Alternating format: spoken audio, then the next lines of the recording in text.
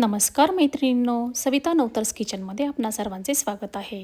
मैत्रिणींनो, आज आपण पाहणार आहोत भरपूर पदर सुटलेले खुसखुशीत चिरोटे।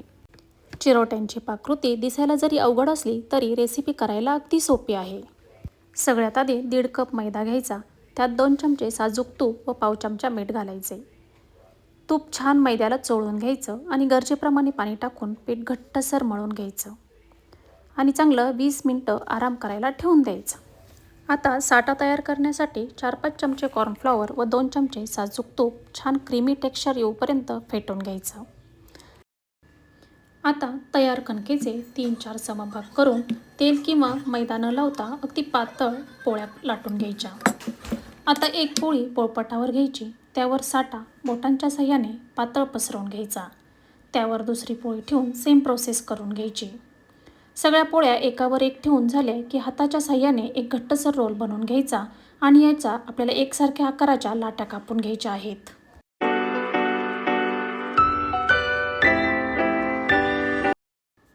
आणि आता अगदी हलक्या हाताने छोट्या पुरी इतके चिरोटे आपल्याला लाटून घ्यायचे आहेत। हे चिरोटे तळण्यासाठी अगदी मध्यम तेल गरम करून त्यात हे चिरोटे टाकून त्यावर वरच्या बाजूने झाऱ्याने तेल टाकून छान पदर सुटूपर्यंत चिरोटे ब्राऊन रंगावर तळून घ्यायचे आहे। अगदी हलके गरम असतानाच त्यावर आपल्याला पिठी साखर भुरभुरायची आहे।